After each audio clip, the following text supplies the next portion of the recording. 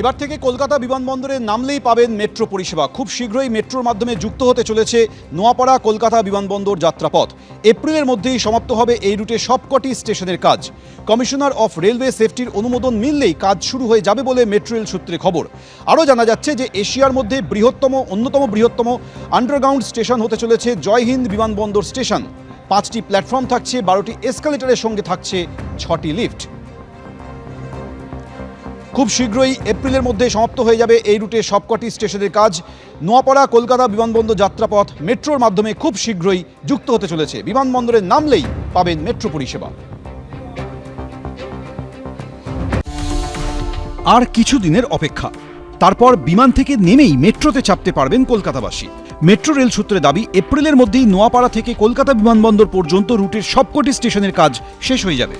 Commissioner of railway সেফটির অনুমোদন পেলেই নির্বিঘ্নে শুরু হবে এই মেট্রো যাত্রা। দিল্লি, মুম্বাই, চেন্নাই হোক বা লখনৌ, ভারতের বেশ কয়েকটি শহরে এয়ারপোর্টে নেমে সরাসরি মেট্রো ধরা যায়, যে ব্যবস্থা কলকাতা এতদিন ছিল না। এই আমার পেছনে কলকাতা মেট্রো।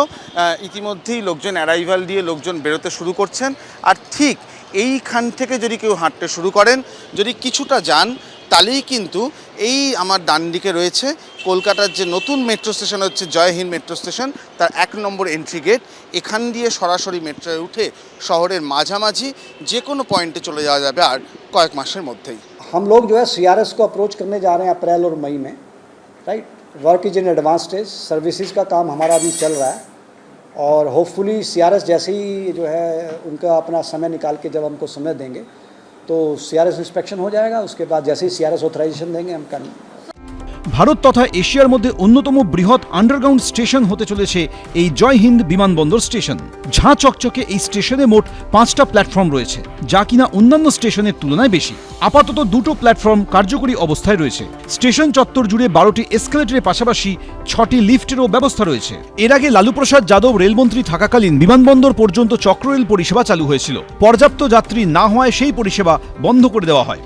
বিমানবন্দর পর্যন্ত মেট্রো পরিষেবা চালুর কথা হয়, তখন এয়ারপোর্ট অথরিটি অফ ইন্ডিয়া বলেন যে মাটির নিচে তারা মাটির ওপর দিয়ে এয়ারপোর্টের কাছাকাছি মেট্রো যাক, সেটা তারা চাইছেন না, তাতে বিমান পরিষেবার সমস্যা হবে। তারপরেই মেট্রো স্টেশন তৈরি হয় মাটির নিচে। আপাতত নোয়াপাড়া থেকে বিমানবন্দর পর্যন্ত চালু হবে এই লাইন। পরবর্তীতে বারাসাতের জমিজট কাটলেও সেই অবধিও যাবে মেট্রো। আগামী 1 থেকে 1.5 মাসের মধ্যে ইয়োলো লাইনের এই অংশের অর্থাৎ জয় হিন্দ স্টেশন পর্যন্ত মেট্রোর কাজ শেষ করতে নিশ্চিত আরভিএনের কর্তৃপক্ষ। তারপরই কমিশনার অফ রেলওয়ে সেফটির কাছে চাওয়া হবে প্রয়োজনীয় ছাড়পত্র, আর তা পেলেই কলকাতা এয়ারপোর্টের সঙ্গে জুড়ে যাবে কলকাতার বাকি অংশ মেট্রো লাইনের মাধ্যমে। ক্যামেরায় শান্তনু দত্তর সঙ্গে অরিজিৎ ভট্টাচার্য, এবিপি আনন্দ, কলকাতা।